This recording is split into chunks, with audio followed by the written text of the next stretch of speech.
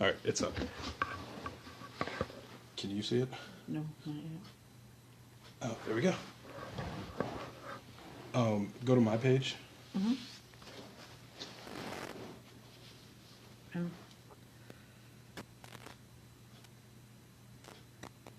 Oh, yours is just slow. Well, when it pops up, just hit the share button. You should be good. And okay. We're on. It's on. But whenever you get a chance, just share it.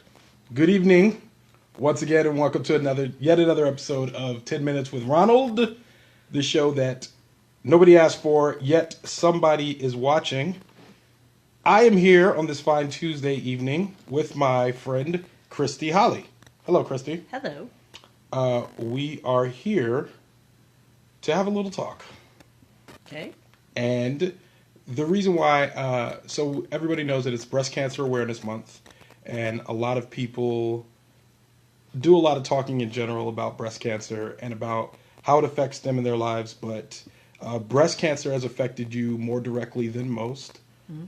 And I kind of wanted to talk to you about how it's affected you and kind of share that story with some of those out there that may have had their own brushes with breast cancer or with cancer in general. And I thought, based on our previous conversations, that you had kind of an interesting take on this. So let's just talk a little bit about, well, give us a little background. Tell us about who you are, where you're from, all that good stuff. Oh, who I am? Yeah, who are you? I am Christy Holly. I am the mother of a 22-year-old son. Okay. I work as a defense contractor. This is Julius. He joined us tonight. Yes, Julius is here too. Yes, Julius. Shout outs to Julius. Julius joined us this evening. In 2013, Mm-hmm. In March of 2013, I noticed a mass about the size of the tip of my pinky. Some self-examination, and in that time frame, felt it growing. And made an appointment with my doctor. They said, oh, wait 30 days. It's probably hormones, no big deal. Went in on April 1st. Mm-hmm. And by that time, it had gone from the tip of my finger to 10 centimeters. Mm-hmm. And I had stage 2 breast cancer.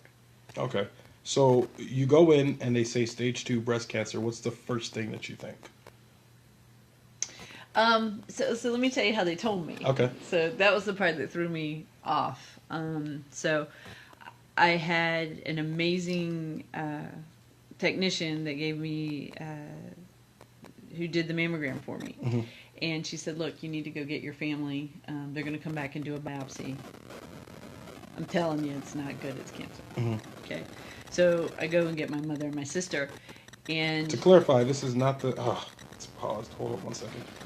Oh, I bet you somebody shot me a text or something. Just reconnection. Give it a second. There we go. I should be back. Okay. All right. Oh. All right. Keep talking. You said for clarity? Yes. All right. So for clarity, you said it was the technician that said this to you, not the doctor.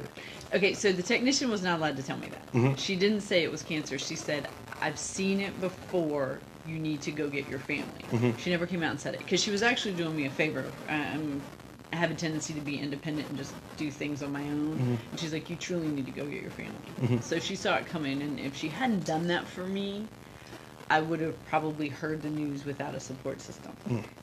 So the oncologist came in and he said, hey, it was a surgical oncologist.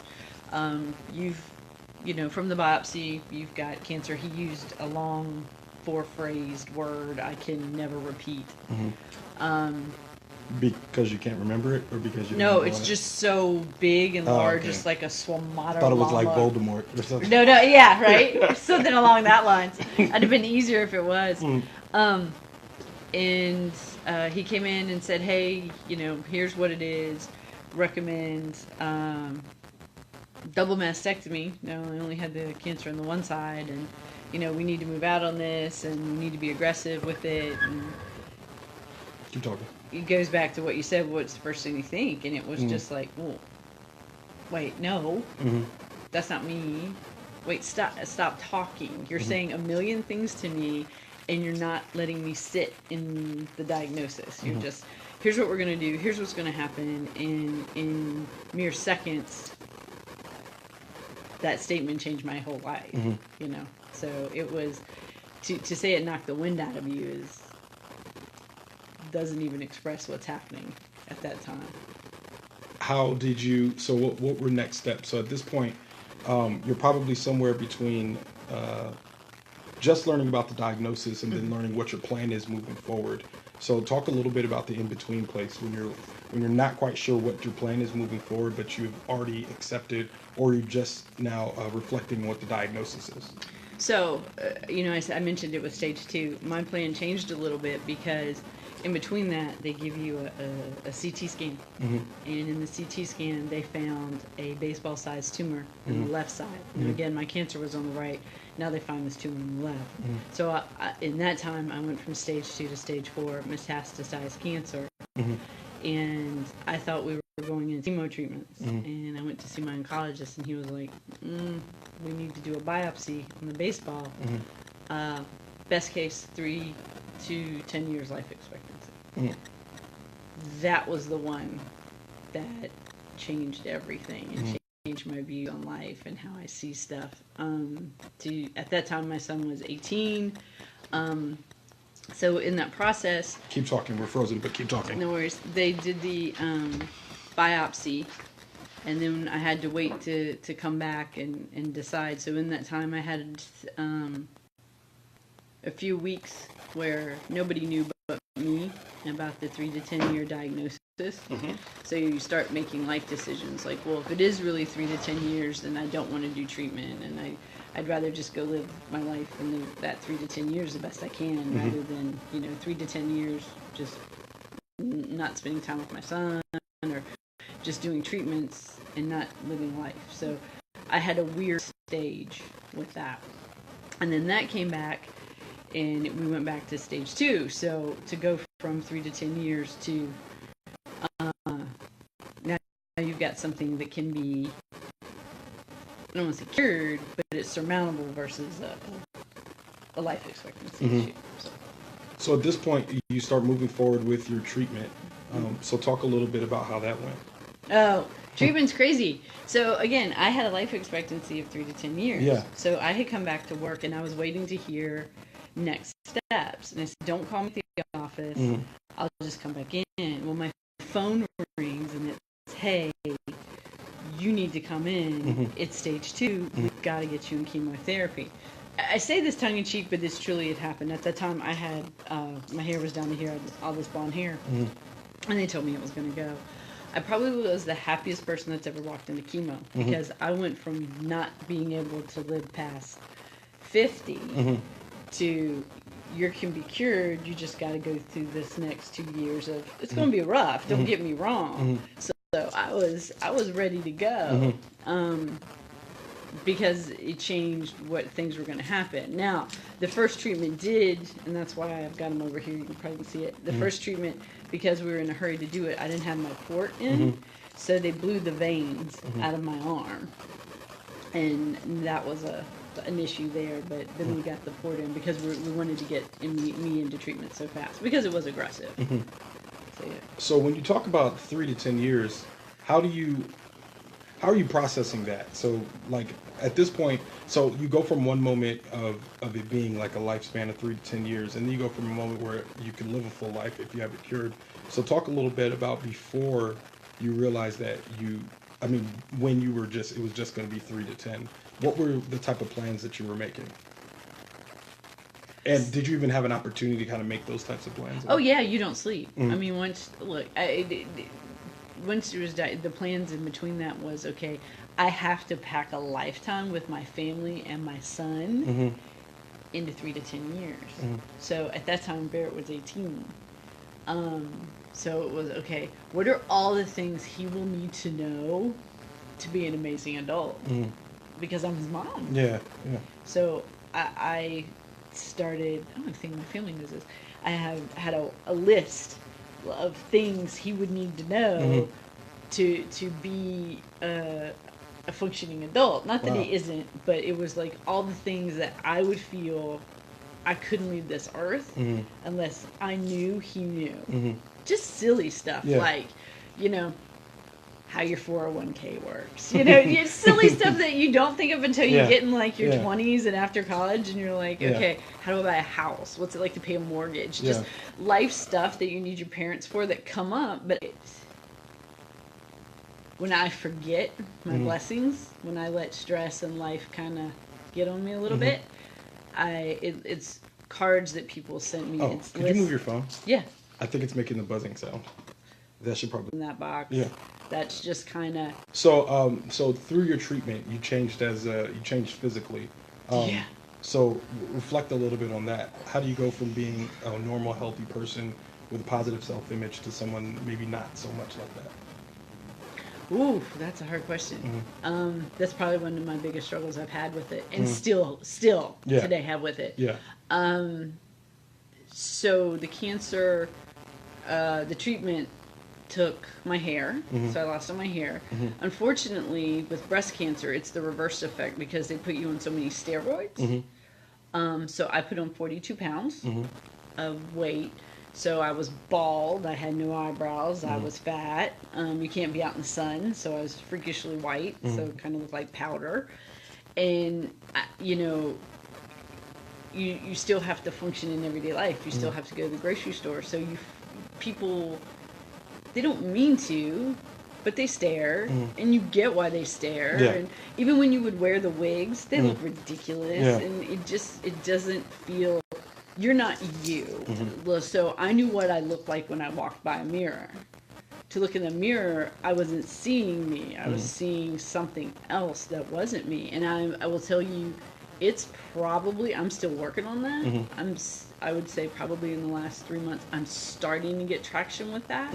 But that's one of the biggest pieces. And I think it's a big piece because of being a female, too. Yeah. Not to marginalize it for men, but the aesthetic for women's a little bit harder. Yeah, I mean, especially with the expectation. Right. Yeah. And, you know, it's the whole, your hair is your crown and glory. Yeah. So, being a bald woman is not a good look. Absolutely. So, Well, it's a hard look to carry off when you're not used to it and when you've always kind of associated.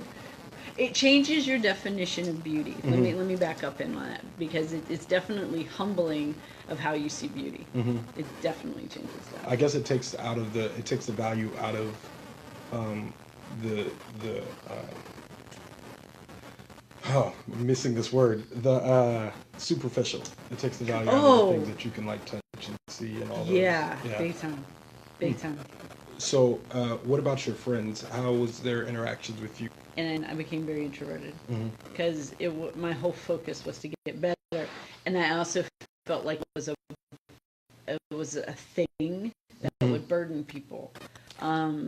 So people would send flowers and cards and want expectations, and they said, you know, look, the first 3 months, get used to it, and then because it takes so long to get better, you're going to lose that interaction. That never changed. I mean, people constantly would call, they would send things, they would check on me, although I wasn't interacting with them because it physically didn't feel like it. And it's hard to tell people you have cancer. So I basically left Northern Virginia, went to Charlottesville, and there was a whole segment of my friends who I disappeared.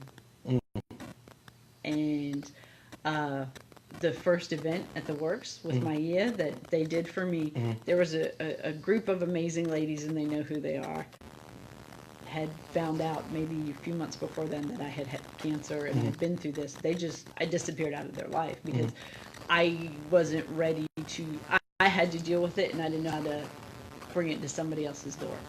But they were there for me. I mean, that's what gets you through. So talk a little bit about the emotional toll that it put on your son. Did you guys ever talk about that? No. Okay. It did, but we didn't focus on it. It was, you're going to get better. And we're going to live and you're going to get better. And that's just how it is. Maybe it was some denial on our part, but I mean, it was effective. It was effective. We also are the type of family that we use humor to diffuse crises. So we probably made some really inappropriate and terribly bad jokes, but that's how we made it through. Hey, as long as Access Hollywood isn't recording you, I think you can. Yeah, right. You can say just Yeah, about we don't anything do you want. locker room humor, so. So where do you guys? So now you're through it, and you're still working on things like your self-image and all that. And we talked a little bit about beforehand about you being considered a survivor. So you have a strange relationship with that word, and like to you talk a little bit more about that. Yeah, I struggle with not seeing it as a. I don't want to be defined as a survivor. Mm-hmm. I think it's a wonderful thing when people call you that. I get it, but I'm also fearful of losing Christy Mm-hmm. and being more focused on I'm a cancer survivor. Mm-hmm. You know, I'd rather be like, you know, Christy has a good sense of humor, or, you know, Christy does this or that. Not, hey, do you know Christy? She survived cancer. It's my biggest fear that I was going to live in my cancer. Mm-hmm. Like, use it as excuses for not being able to do stuff. Mm-hmm. Oh, you could do that, but the cancer, you know? Do you now feel like, so you want to be known as Christy the mother, Christy the marathon runner, Christy the the defense contractor who did whatever X all these things, who also survived cancer? Yeah. And that makes sense. So talk a little bit about your relationship with the Pink Army and those who kind of engage in the pink activism of breast cancer and all that. How do you feel about it as a whole? I struggle with it. Mm-hmm. There's a really good documentary on Netflix, and I'm losing the title of it. Is it called 13th? No, but I've seen you've been promoting that. I think it's a different struggle, but I will. Okay. I'll promise to. Well played. You can. It is a different struggle. Well played. But it talks about how some of those cancer funds and Susan G. Komen, and again, I'm citing things, but just cancer fundraisers and stuff sometimes actually don't get to the patient, or don't get to research, or don't get to treatment. And that's where I struggle with it, is if it's getting to the patients. I mean, I would sit in chemo. I was lucky. I had amazing health insurance. But I would sit in treatment centers where there would be people that treatment would either getting ready to lapse, or they didn't have as good of, they didn't have access to the things I did because of that. So to see that there's people donate millions and millions of dollars, and these folks aren't seeing either the research of it or the direct impact of it, that's where I struggle with some of the pink warrior stuff. Do you see yourself being connected to the breast cancer survivor network community, or have there been other people that have reached out to you, maybe that have had their own bouts with cancer, or support or anything like that? Yeah, how do you navigate that? You have to be very cautious, because cancer's, not every treatment's the same. So it's not like, and I'm going to use probably a bad example. If you break your leg, we all know they set it, you do a cast, they call it a day. Yeah. I could be sitting beside the same person, they have the exact same diagnosis. We start out with chemo treatment, I respond one way, they respond another. So it's really how the body reacts. I could also have more side effects, or they could have less side effects to the treatment. So you always have to be cautious. And you also don't want to give people false hope.